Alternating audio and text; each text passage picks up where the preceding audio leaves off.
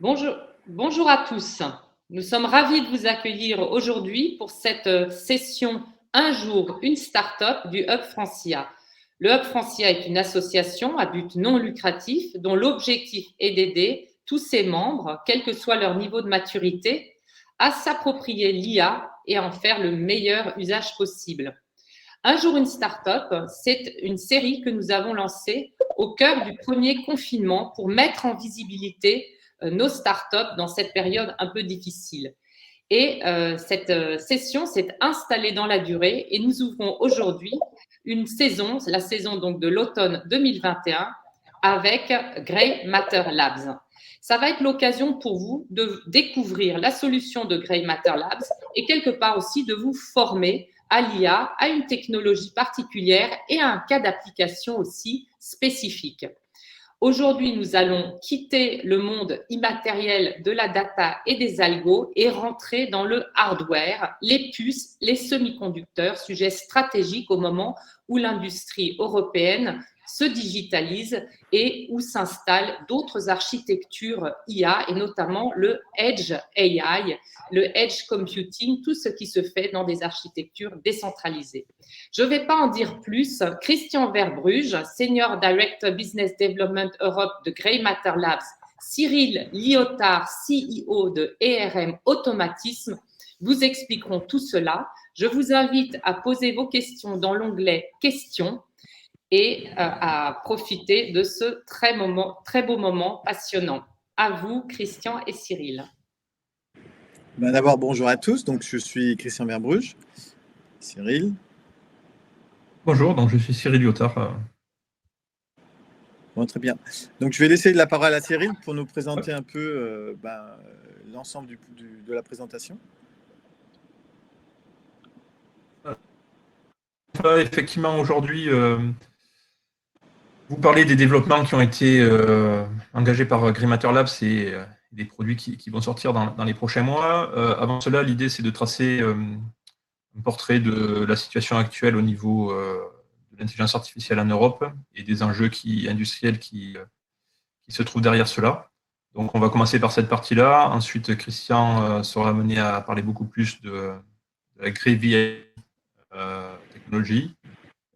Et puis, on finira sur la partie qui nous concerne le plus, RM Automatisme, en l'occurrence, l'évangélisation de compétences chez les étudiants autour de l'intelligence artificielle.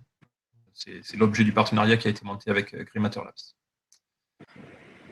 Donc, commençons par le contexte international, je dirais. Donc, en premier lieu, on a tous été très lourdement impactés par le Covid depuis 2020. Difficile à vivre à titre personnel et c'est pas fini parce que là, en ce moment, on a une deuxième lame assez forte et profonde et sur laquelle on a du mal à voir la fin sur des problématiques industrielles avec des pénuries de composants qui impactent bon nombre de secteurs économiques. Donc, il y a une vraie nécessité de prendre un peu de recul sur la position industrielle de l'Europe. Et bon, je dirais ça a commencé. Alors, politiquement, c'est encore un petit peu timide, mais j'espère que ça va s'accélérer.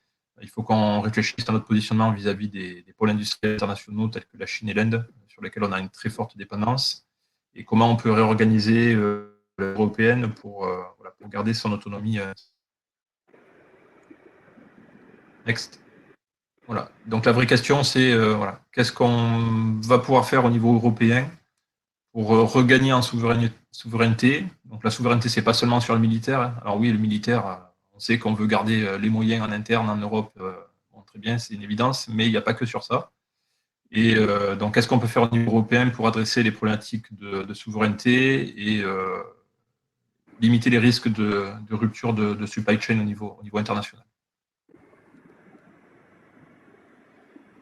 Donc, une des réponses, ou la réponse peut-être, donc ça c'est Christian qui nous en dira un peu plus, c'est l'exploitation de l'intelligence artificielle pour accélérer la production des technologies automatisées intégrant de l'IA et ainsi regagner en souveraineté sur le contrôle commande des machines et des objets qu'on va utiliser tous les jours. Donc, je l'ai mentionné, mais voilà, une des problématiques aujourd'hui, c'est effectivement la dépendance importante qu'on a avec la Chine. Quelques chiffres très intéressants que j'ai découverts récemment. Aujourd'hui, on définit dans les bases de données de l'ONU, il y en a 659 sur lesquelles on est stratégiquement dépendant des importations de la Chine. Ce qui veut dire, si un jour la Chine veut limiter les livraisons de produits en Europe, il y a plus d'un dixième des produits utilisés en Europe qui seront très lourdement impactés.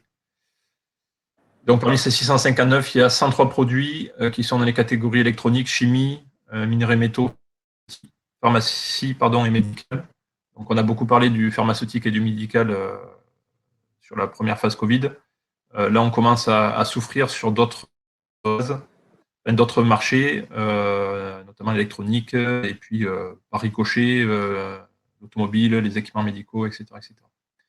Et ça représente un total de 43% des importations en valeur de la Chine. Donc il y a un vrai sujet autour de la Chine.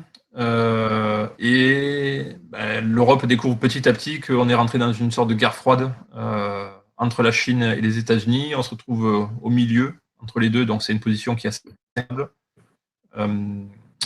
Et l'intelligence artificielle fait partie des principaux terrains de jeu au niveau de la guerre économique. Donc, énormément, les États-Unis ont historiquement un rôle de leader sur l'IA. La Chine investit énormément sur l'IA. Et que fait l'Europe? Voilà, c'est un peu la question qu'on va se poser aujourd'hui.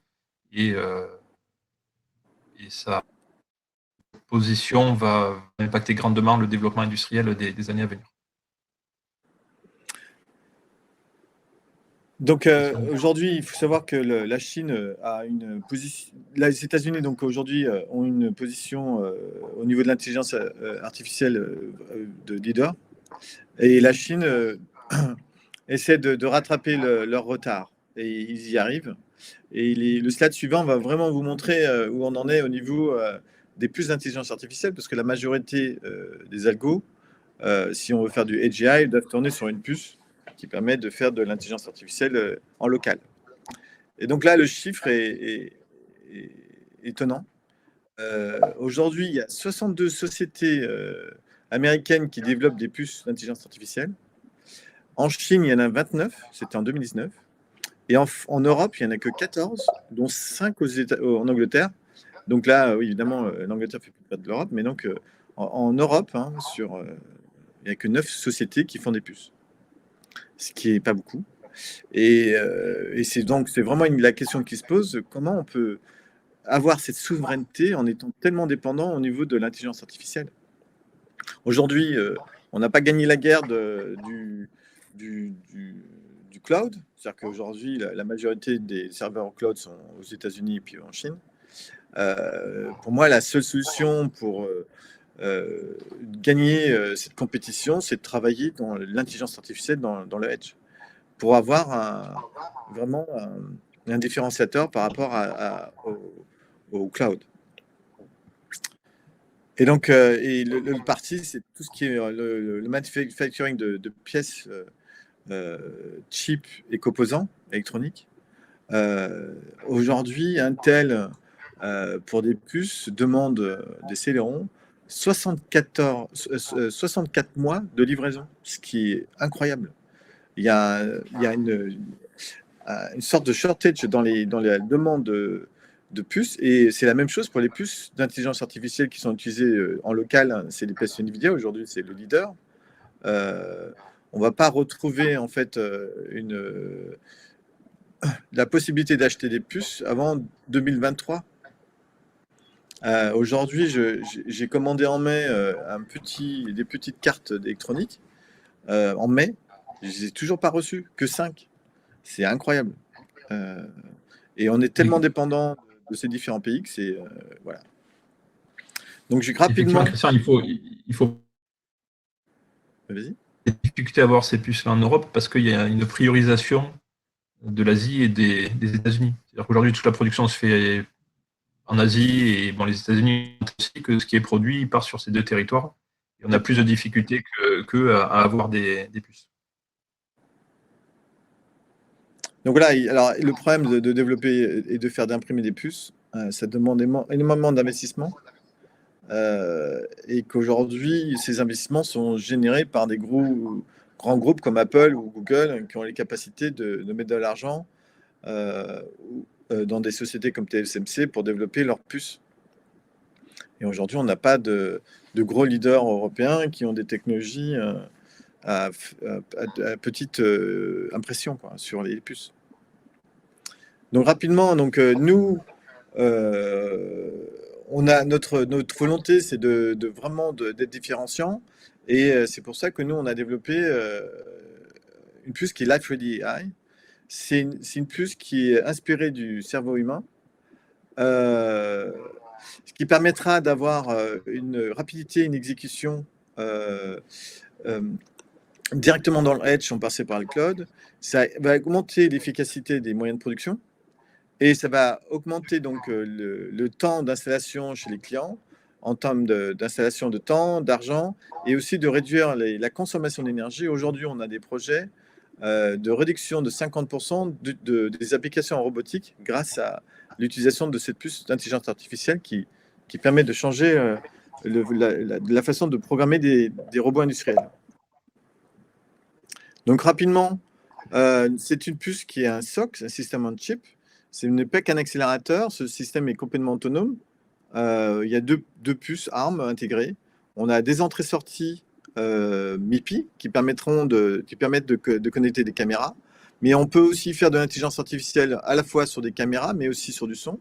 On a des entrées I2C et de connecter des outils, du Wi-Fi et du Bluetooth grâce à notre connectivité I2C.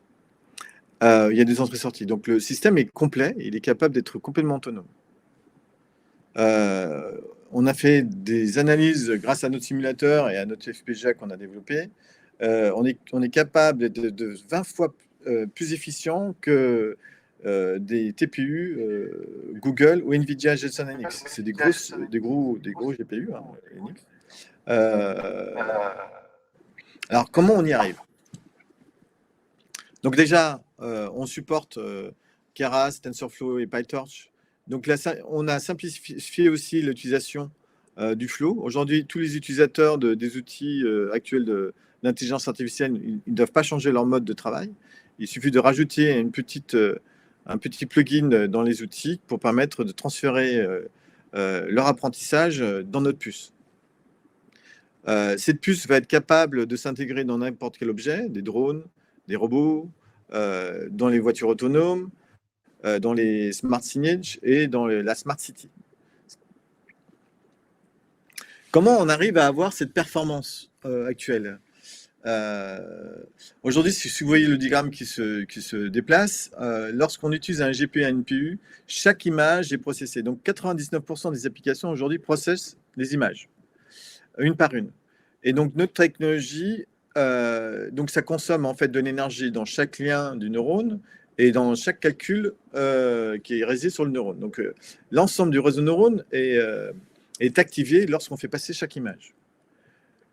Nous, comme l'être humain, on va travailler on est capable de gérer aussi donc une image pleine, mais de gérer aussi juste la différence entre deux images. En ce faisant, on va être capable d'optimiser aussi le calcul au sein du réseau de neurones.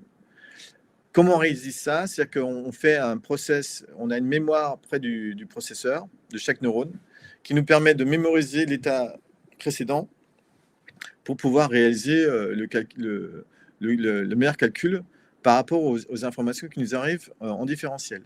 Donc, on a optimisé à la fois notre cœur de calcul qui permet de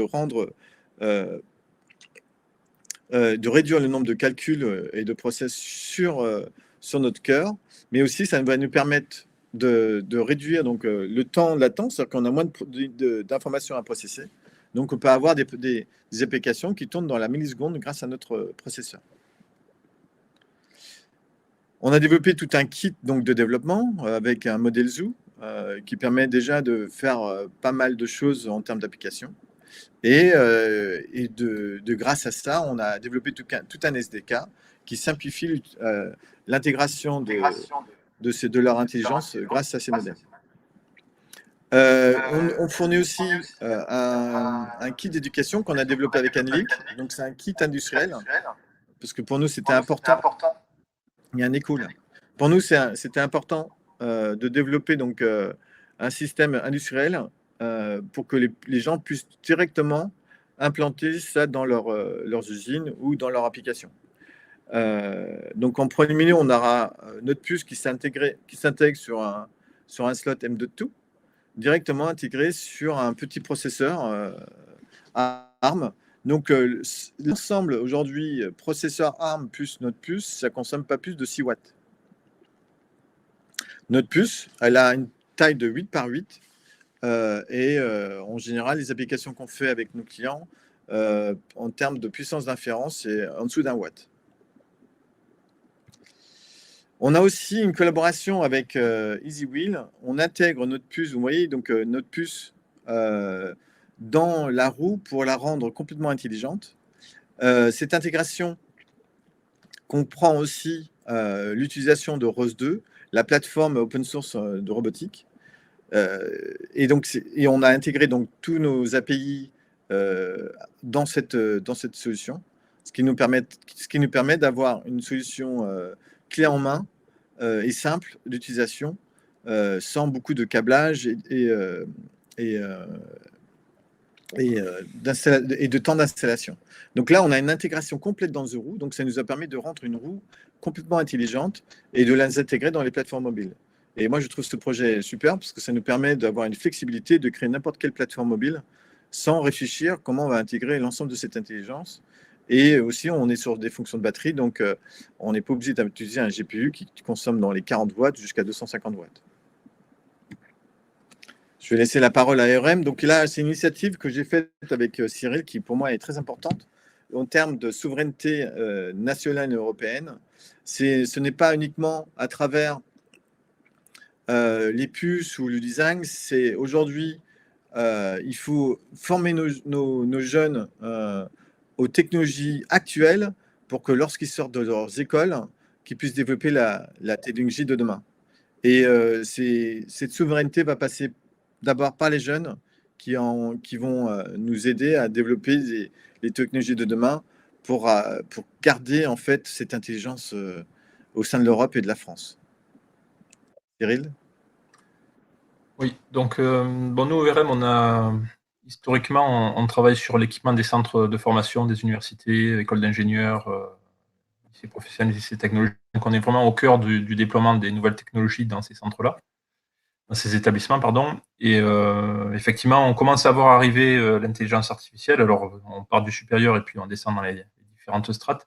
L'objectif de ce projet, c'est vraiment d'arriver à mettre en place un outil pour initier l'intérêt ou en tout cas commencer à donner les grandes bases ou les grands concepts sur du niveau lycée typiquement. Et puis petit à petit en CPGE, donc classe préparatoire, IUT, niveau licence, master, amener des supports pour créer des projets, pour travailler sur les algorithmes et faire en sorte que les jeunes techniciens et ingénieurs développent une vraie compétence et un goût pour l'intelligence artificielle. C'était vraiment notre intérêt dans la collaboration avec Christian.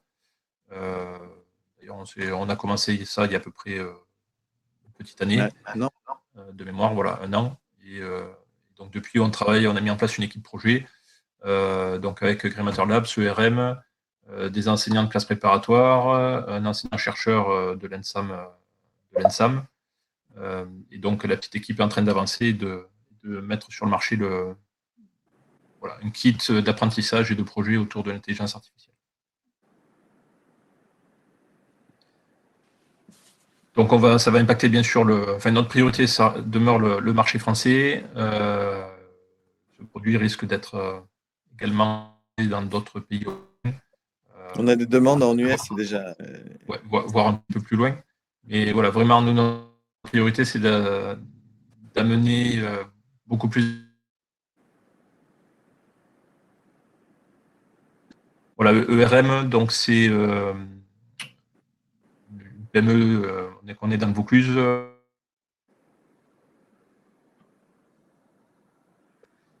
De depuis des années, on travaille sur du développement de solutions de formation.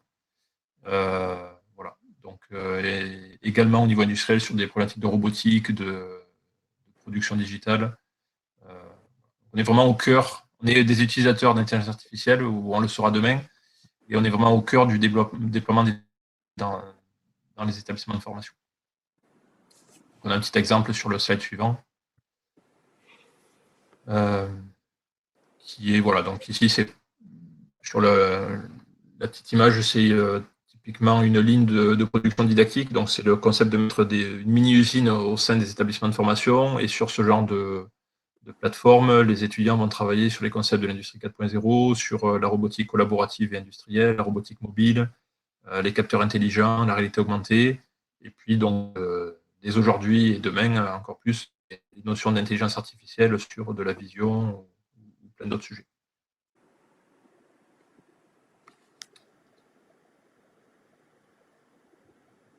Voilà. Alors, qu'est-ce qu'on a mis dans ce... Alors, quelle était l'idée du Freddy AI-Kit, puisque c'est le nom du produit, alors très anglo-saxon, mais très francophone dans son développement. Donc, on a voulu se raccrocher à un cas concret pour que la notion d'intelligence artificielle ne soit pas trop abstraite et qu'on ait une compréhension même de l'intérêt de l'IA, même sur des niveaux lycée. Donc, tel que vous le verrez après, en fait, on est parti d'une idée qui commence à être de déchets. Donc, on va présenter des produits devant une caméra. Donc, la caméra que vous voyez en bas, c'est une caméra Intel RealSense, qui est une caméra 3D avec time of flight.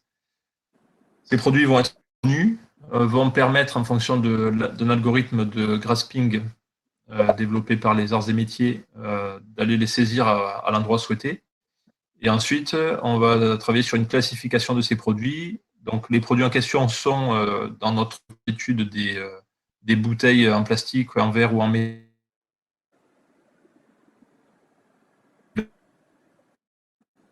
Enfin, saisir et ranger la caméra du robot ou l'intelligence artificielle embarquée pour les puces Grimatter Labs. Donc, on est vraiment sur un vrai cas concret qui va adresser différents niveaux. Donc, Christian. Oui. Ok, donc tu peux revenir. Je crois qu'il y avait un slide de plus. Donc, on va adresser différents niveaux. Alors, initialement, la cible, c'était les classes préparatoires aux grandes écoles, puisque depuis 2000, dans les programmes,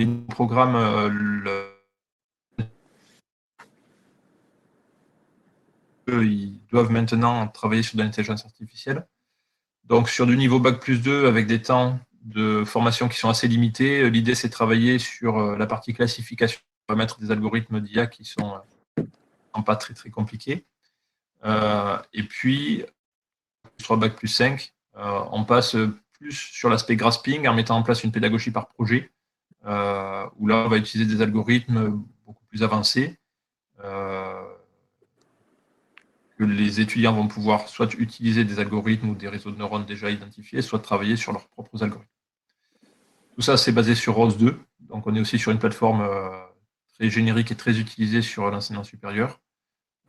Et on a développé un maximum de programmation en Python, qui est le langage, je dirais, universel au niveau de l'éducation et du monde académique, du lycée jusqu'à l'enseignement supérieur, de plus en plus de labos ou de filières travaillent sur du Python. Voilà, donc on est sur les outils classiques.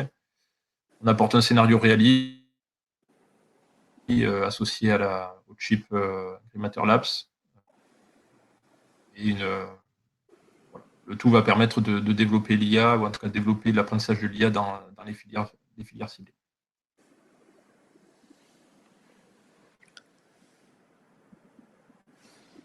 Donc aujourd'hui, oui, Cyril ? Non, c'est bon, Christian, je te laisse prendre la main. Donc aujourd'hui, donc ce partenariat, cette initiative, qui est une collaboration avec différentes écoles, on a déjà reçu des demandes de livraison de ces kits, l'ENSAM par exemple, et d'autres écoles. Et pourquoi ce besoin apparaît? Il n'y a pas de formation IA vraiment complète comme on la propose. Ce que moi je remarque dans l'intelligence artificielle, c'est qu'il y a beaucoup d'évaluations sur des PC,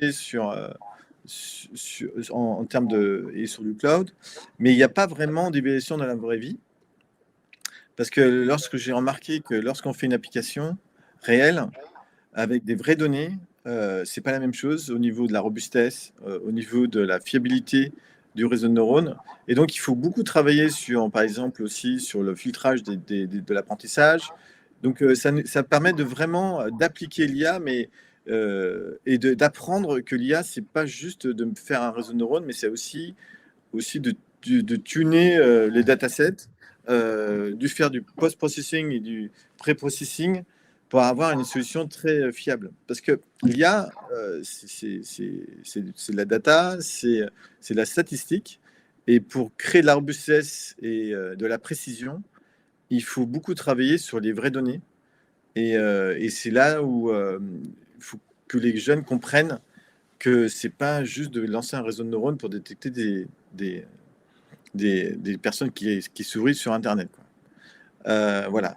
Et Et c'est oui. particulièrement vrai dans l'application Vision de l'intelligence artificielle, qui est une des applications les plus fréquentes, et où l'environnement extérieur a un impact fort sur l'analyse d'images, avec la notion de filtration, d'élimination des bruits, etc.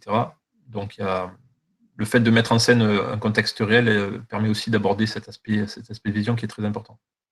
Et il ne faut pas oublier l'aspect ludique aussi. C'est cool. Non, mais je suis hyper content. Alors maintenant, je vais couper la présentation et voir s'il y a des questions. Alors, ouais. Alors, on a une question, la toute dernière question qui a été posée, qui concerne la date de sortie de commercialisation du processeur, et également le lieu, Donc en mars, le lieu de fabrication prévu. mais ça, je ne peux pas le dire.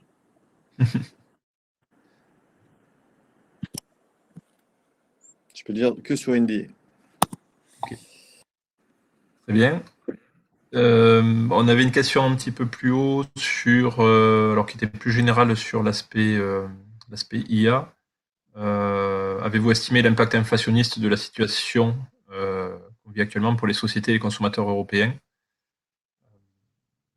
Bon, c'est difficile à répondre. Enfin, Christian, je vais commencer, tu compléteras si tu veux, mais on voit effectivement que les ruptures de chaîne d'approvisionnement sur les composants amènent à des évolutions très fortes sur les prix. Nous-mêmes, puisqu'on est industriel et qu'on fabrique nos fameuses machines didactiques ou systèmes robotiques industriels, là aujourd'hui, tous les jours, on a des augmentations de prix des fabricants de composants. Il y en a certains où on a déjà eu 3 augmentations de prix depuis le début de l'année. Donc ouais, la période de tension va avoir un impact très fort et très rapide sur les prix des biens industriels et par ricochet des biens de consommation. Christian, si tu veux rajouter quelque chose sur le sujet. Non, c'était très bien. Okay. Avez-vous d'autres questions? D'autres questions, on va voir les questions. Alors, à votre avis, quel délai? Ah oui, donc il y a une question, je vois des puces. Les questions. La puce est-elle équipée de batterie? Non. La puce, elle fait 8 par 8 mm. Donc après, il faut faire un petit PCB autour de la puce pour permettre d'intégrer les batteries.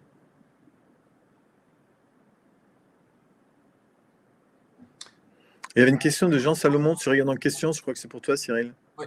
Sur les circuits, quel délai type dans les circuits du ministère de l'Éducation nationale pour amener les CPGE à la plateforme IA de base préconisée?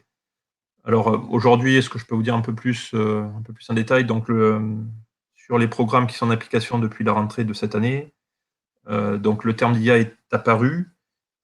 Certains noms d'algorithmes ont été lancés dans le référentiel du programme. Donc aujourd'hui, les enseignants de CPGE savent sur quoi travailler à peu près. Malgré tout, on a une quantité horaire qui est encore très limitée. Donc on avait estimé ça avec des enseignants de CPGE à entre 12 et 20 heures de TP sur l'année. Donc c'est encore très faible. Donc clairement, c'est plutôt une découverte de l'IA quand on commence à mettre les mains dans les algorithmes Python. Et dans les algorithmes, le Python, le ROS, et l'idée c'est de développer tout ça sur des licences master Là, je pense Si que je me rappelle l'État... bien, il n'y a pas le deep learning en plus aujourd'hui dans ce programme. Donc, c'est pour ça qu'on Non, aussi on est sur des algorithmes des KNN, les plus proches voisins, voilà, des choses assez simples. Il faut commencer par ça. Donc, c'est vraiment une introduction. Et puis, je pense que le vrai enjeu se situe au niveau des écoles d'ingénieurs et des universités pour soit déployer des formations dédiées en quantité, ou surtout, et de manière peut-être plus puissante, arriver à glisser l'IA dans les formations qu'on a aujourd'hui sur de la robotique, les automatismes, l'instrumentation, etc., où toutes ces formations qui touchent au contrôle-commande devraient très rapidement embarquer des modules autour de l'intelligence artificielle. Et moi, je suis convaincu que si on veut ramener une production en Europe ou en France, il faut utiliser ces genres d'outils pour pouvoir optimiser et rendre profitable une usine en France, quoi. Avez-vous d'autres questions?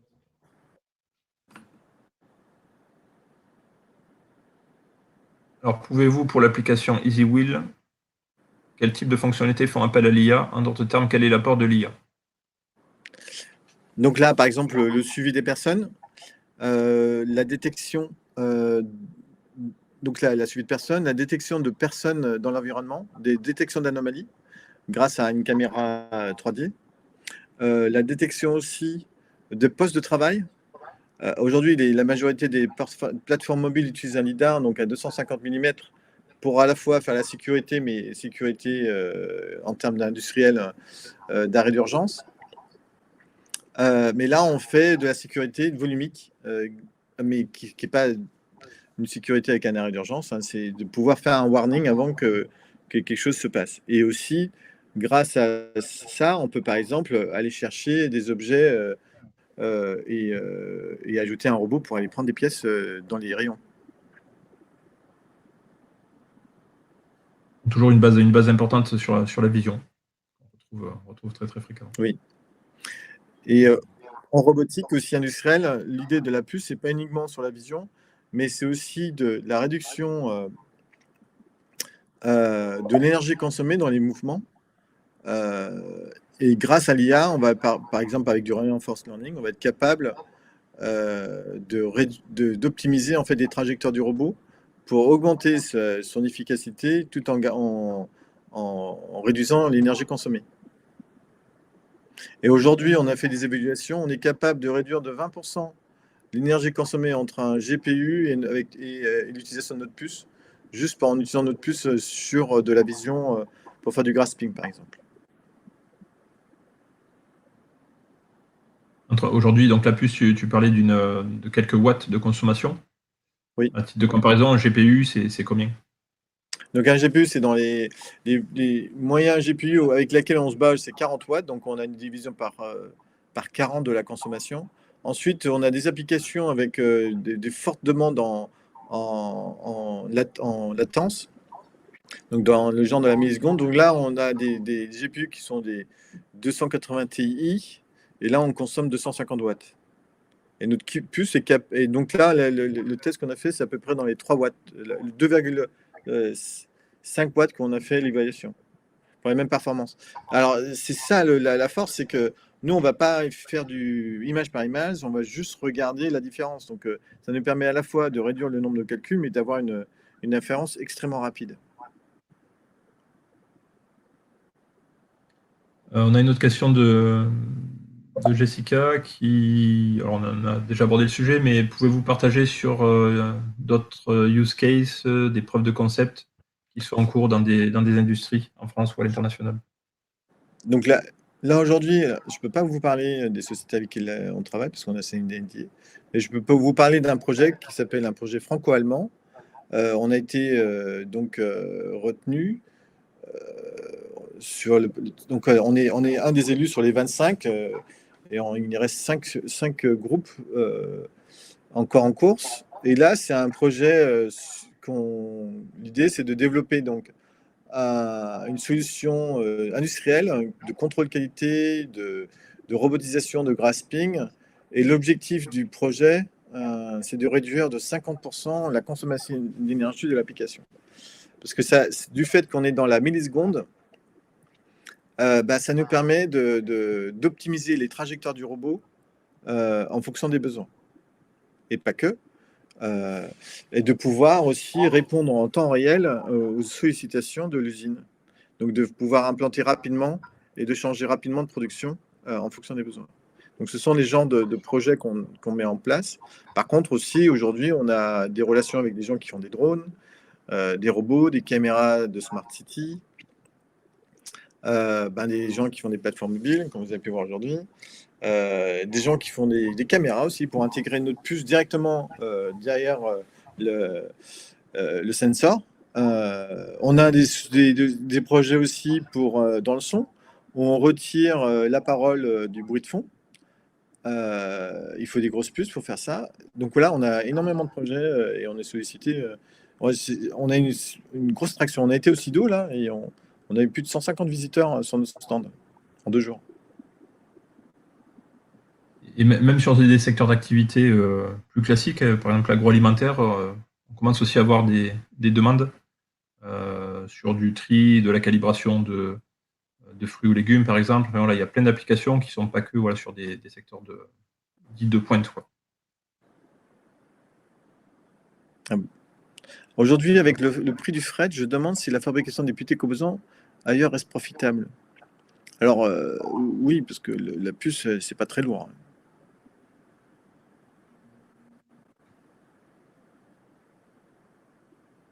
Et après aujourd'hui se pose la question qui est un autre sujet, mais des milliards et milliards d'investissements nécessaires pour aller faire de la fonderie sur des puces de toutes embarquant des À un moment donné, il faut se poser la question d'avoir des fonderies beaucoup plus puissantes en Europe, quoi. Aujourd'hui, ça nous dépasse très largement, mais oui, la question se pose au niveau européen. Donc, là-dessus, pour l'instant, on est un peu. Sonia. Non, ça s'est répondu déjà. Ah non. Alors, au-delà des 3 DNN prises en compte, TensorFlow, etc., et des KNN, quelle est la famille d'algo supportée? Si tu veux. Donc en fait, aujourd'hui, tous les réseaux de neurones de convolution, par exemple, on a Mobilize, qu'est-ce qu'on a les réseaux? C'est on a comment ça s'appelle? On a DefMap, par exemple. On a développé aussi DefMap, par exemple, pour faire de la 3D monoculaire pour les plateformes mobiles. Ou les drones. On a développé, donc c'est du ResNet 50 aussi. On a des gros réseaux en fait. C'est pas du TinyML qu'on développe. Donc c'est des gros réseaux qui peuvent tourner sur notre puce. Donc on a aujourd'hui optimisé 6 types de réseaux sur notre puce qui vont permettre de faire des applications. Et on continue à développer aussi l'intégration de nouveaux types de réseaux sur notre puce.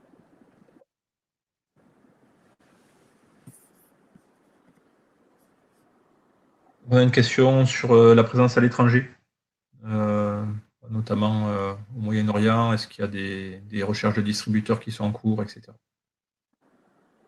Alors, en termes de notre démarche commerciale, comme la puce sort en mars, on n'a pas commencé à développer notre réseau commercial.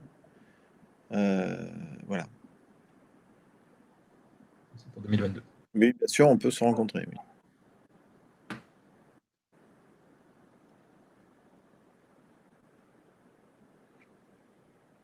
Et puis après, aujourd'hui, au niveau de Cyril, on commence par la France. Et puis après, on aimerait se déployer dans l'Europe. Et là, toute la partie éducation, c'est ERM qui gère toute la partie déploiement commercial. Nous, aujourd'hui, l'approche commerciale a démarré ou va démarrer là, dans les jours qui viennent. On est en phase de précommande jusqu'à la fin d'année pour des livraisons effectives des kits de formation ou d'éducation qui pourront se faire sur la fin du premier trimestre 2022. Donc, pour tout vous dire, on prend les précommandes maintenant parce qu'on a des délais. de livraison, pas de notre puce, mais du matériel autour de la puce. Donc, on prend les précommandes des kits de dev et des kits d'éducation aujourd'hui. Voilà. Les premiers commandés, les premiers servis.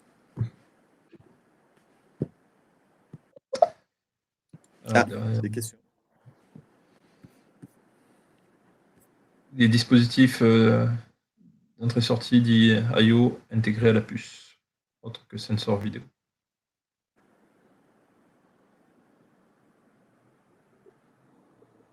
Donc, au niveau, la question, c'est de Jean-Philippe Lagrange. Vous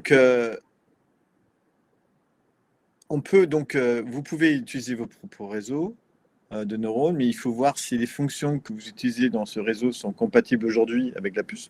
Nous, on continue à augmenter le nombre de fonctionnalités dans les réseaux de neurones qui pourraient être compatibles avec notre puce. Donc, ce sera au cas par cas si ça fonctionne, ou sinon, on peut regarder votre use case. Donc, vous pouvez. Donc, on a des fonctions de convolution, oui. Notre système est basé sur la convolution, oui.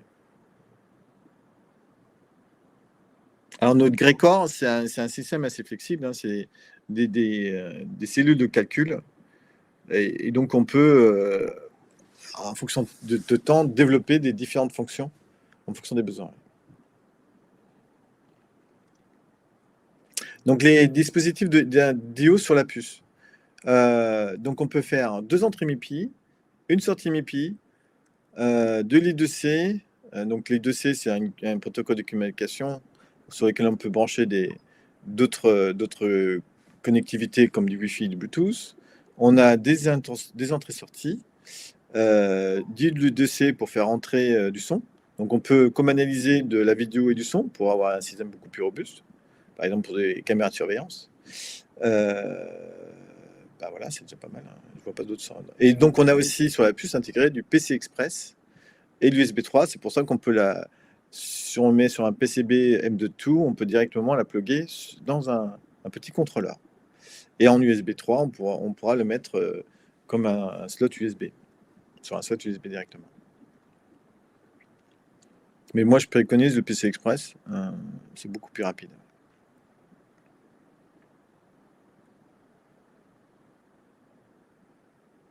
D'autres questions? Bon. J'espère que cette présentation vous a plu et que vous y avez trouvé un intérêt particulier et que vous avez appris des choses.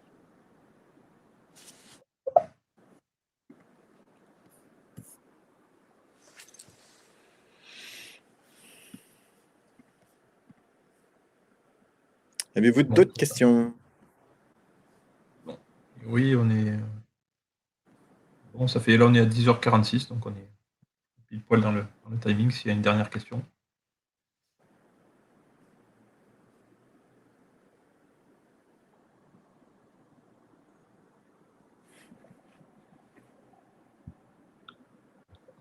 Moi, j'aurais une question de mon côté. En tant que représentante du Hub, comment l'écosystème français, à la fois les acteurs publics et les acteurs privés, peuvent vous soutenir dans votre développement, à la fois d'un point de vue commercial et d'un point de vue technologique? Quelles seraient un peu les actions dont vous rêveriez venant, je ne sais pas, du ministère, venant d'une commande privée? Comment on peut agir au niveau de notre écosystème? C'est une très bonne question. Pourquoi il n'y a pas beaucoup de sociétés qui développent des puces? Parce que c'est extrêmement cher. Donc là, on a levé 29 millions de dollars. On va faire une nouvelle levée de fonds pour développer la nouvelle puce de nouvelle génération.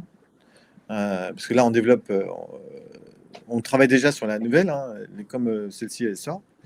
Mais ça coûte énormément d'argent de faire une puce. Parce qu'on donne beaucoup d'argent à l'extérieur aussi pour compiler tous les codes sur la puce. Ça demande beaucoup d'expertise externe. Et pour la production des masques et tout ça, d'acheter des IP à l'extérieur, ça coûte une fortune.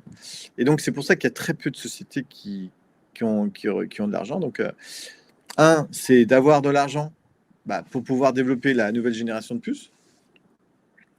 Et aussi, comme vous avez pu le voir, il y a très peu de gens qui font des puces en Europe. Et aujourd'hui, on promeut. Il n'y a pas d'aujourd'hui dans le monde du hardware. Il y a beaucoup de buzz sur le cloud, parce qu'on essaie de combattre les géants américains. Donc, on veut avoir aussi cette mainmise sur la data et la donnée. Mais le edge, c'est différent. On n'a pas besoin de données. Et donc, le combat n'est pas le même. Les puces, finalement, vous ne pourrez pas faire de edge sans puces. Et on va avoir un deuxième problème, parce qu'on a de plus en plus d'intelligence qui se met dans les objets, qu'on le voit dans les objets dans la maison, connectés, etc. Et maintenant, on est complètement interdépendant des Américains et des Chinois, je le dis encore une fois. Et on va perdre cette guerre, parce que déjà, la guerre du cloud, on essaie de survivre. Mais là, aujourd'hui, si on ne met pas un effort important sur le edge, alors c'est pas parce que j'y suis, mais j'y crois fort, c'est que ça coûte très cher de faire de l'info, de se connecter au cloud. Et si on peut réduire le transfert de données et de faire de la symbolique directement au capteur et d'envoyer les données dans le cloud, parce que c'est intéressant d'avoir une agglomération de toutes les informations, mais pas d'envoyer des images. Là, déjà, on va réduire la consommation d'énergie et tous les flux de données. On peut gagner une guerre aussi déjà, de réduire l'argent qu'on donne aux Chinois et aux Américains. Donc, ce serait pas mal aux grands de travailler sur le edge pour avoir cette maîtrise directement proche des gens, quoi. Et aussi de la sécurité de données, d'envoyer de la symbolique. Ça permet de pas envoyer des images directement dans un cloud que les gens se servent pour faire leur propre IA, quoi. Tout à fait. Et donc, le edge, c'est le combat. Il y a deux nouvelles questions, je crois. Oula. Il y a une question notamment sur Monsieur Lagrange, là, sur la concurrence avec le STM32. Donc, par extension, votre positionnement, je pense, vis-à-vis des grands noms des semi-conducteurs. Alors, le STM32, c'est un TinyML. Donc, c'est vraiment des applications très, très simples avec un framerate important. Par exemple, c'est du 30 fps, 60 fps. Non, pardon, c'est du 3 à 4 fps, 5, 6. Nous, on est dans les 60, 100, 200 fps et on est aussi rapide qu'un gros GPU NX de chez NVIDIA. Donc, on n'est pas dans la même gamme du tout, hein. Un STM32, c'est vraiment pour des petites applications de détection de l'image, et qui, voilà, on n'est pas du tout dans la même gamme d'applications.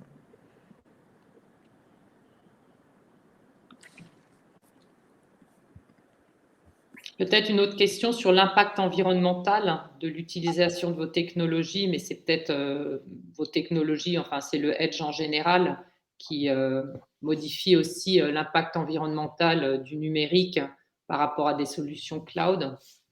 Est-ce que vous avez déjà... Alors déjà, ce qui est premier important, c'est que dans le edge, dans l'industrie, les gens ils veulent pas leur donner leurs données envoyer leurs données dans le cloud. Ça, c'est la première problématique. Deuxième problématique, c'est que lorsqu'on fait du cloud, on fait des abonnements et les industriels n'aiment pas les abonnements et être lié à une personne. Donc, de travailler sur des solutions edge qui permettent une simplification de l'introduction de l'IA, parce que le cloud, en fait, il y a déjà le problème de la cybersécurité et on passe beaucoup plus de temps de discuter de cybersécurité que d'applications. Donc, d'aller dans le cloud, ça permet de directement de travailler sur l'application et pas discuter sur les données qui sont envoyées dans le cloud, les communications, le débit, etc. Et donc, ça, c'est vraiment pour l'introduction de l'intelligence artificielle, ça aide beaucoup. Et ils ont les résultats tout près d'eux. Et dans l'industrie, on a besoin des données tout de suite, donc ce qui permet d'avoir de l'info près des gens. Donc, au niveau de l'impact environnemental, c'est que du fait que notre puce consomme peu, on a de la formation symbolique directement près de l'application qui permet de réagir d'une façon autonome et rapide.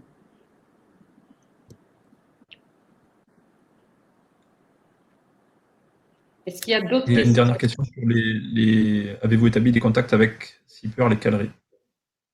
Pardon, avec qui? Seapearl et Callery. Alors, Seapearl, je ne connais pas, mais Callery, non. Bah, en fait, ils sont plutôt, alors, ce que je comprends, ils sont plutôt à développer des puces pour les serveurs cloud. Tandis que nous, on a vraiment une puce qui est toute petite, hein, avec une forte puissance, pour le développement directement connecté dans les objets, dans le monde réel, dans le edge.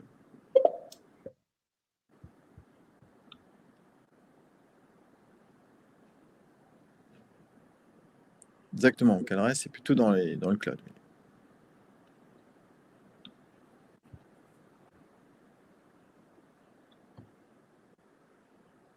Voilà, ben, il n'y a pas d'autres questions. Pas d'autres questions? Non, je connais pas. Alors, je me suis permis d'intégrer dans le chat quelques éléments. Bon, déjà, la prochaine réunion de la série Un jour une start-up avec Decision Brain, on sera sur un tout autre sujet, puisque ce sera les ressources humaines, la gestion prévisionnelle des emplois et des compétences et la planification opérationnelle, donc le 14 octobre à 11 h. Ensuite, vous avez évoqué la vision et l'importance des puces comme celles que vous développez aussi pour la computer vision et l'IA. On a un meet-up avec 2 autres startups du Hub, 22 et Scortex, le 19 octobre, et c'est en présentiel. Donc, je vous invite à venir retrouver le monde réel dans notre très bel amphithéâtre au Centre de recherche interdisciplinaire rue Charles V. Donc, c'est le 19 octobre de 18h30 à 19h, un événement ouvert, hein, tout le monde peut y assister. Et enfin, on aura le grand plaisir de retrouver Grey Matter Labs dans la 3e conférence franco-allemande en IA, la XIA, donc le 18 novembre, où Christian sera participant d'une table ronde entièrement dédiée à l'Edge AI. Et je pense qu'aujourd'hui, vous nous avez vraiment bien mis en lumière aussi, non seulement le potentiel technologique, mais aussi l'enjeu stratégique qu'il y a à considérer le Edge AI peut-être comme une courroie pour rattraper notre retard, en effet, dans le cloud au moment où ça devient décisif, à la fois parce que notre industrie se digitalise et parce qu'il y a effectivement une pression forte sur les approvisionnements dans le monde réel des différents composants. Donc, alors, j'ai juste un aussi. Si vous voulez voir notre solution, vous pouvez venir. Alors, c'est à Stuttgart, Vision Messe. On va présenter donc notre solution Edge AI et l'application, une application de tri de tomates. Très bien. Est-ce qu'on peut suivre à distance aussi, ou est-ce qu'il y aura un petit reportage pour ceux qui ne pourraient pas aller à Stuttgart? Oui, on pourra vous envoyer des photos et des reportages de notre stand, etc. Parfait, on le diffusera très volontiers. Est-ce qu'il y a d'autres questions, demandes? Non? Alors, à ce moment-là, il me reste à vous remercier. Alors, j'ai juste un truc à dire. Oui, vas-y. J'ai juste à dire un truc, c'est que, vous voyez, avec Cyril, c'est d'abord aussi l'innovation et la création d'idées, c'est aussi des rencontres, c'est du travail en commun. Et donc là, aujourd'hui, avec Cyril, c'est une dynamique qui, pour moi, est d'abord humaine, hein, entre Cyril et moi. Et de pouvoir créer des choses qui avancent, c'est d'abord des relations avant de la technologie. Et c'est là où c'est la sérendipité qui permet de rencontrer deux milieux et de créer des choses nouvelles et qui sont importantes pour le futur des nouvelles générations. Je pense que c'est très important, ça. Très bien. Voilà, c'est le mot de la fin. Voilà, c'est ça, c'est ce que j'allais dire. Tu as eu le mot de la fin. Merci à vous deux, merci à tous. Et l'événement sera accessible en replay sur inscription. Ok, cool. Allez, ciao Cyril. Au revoir Gaël. Au revoir. Merci, au revoir. Au revoir.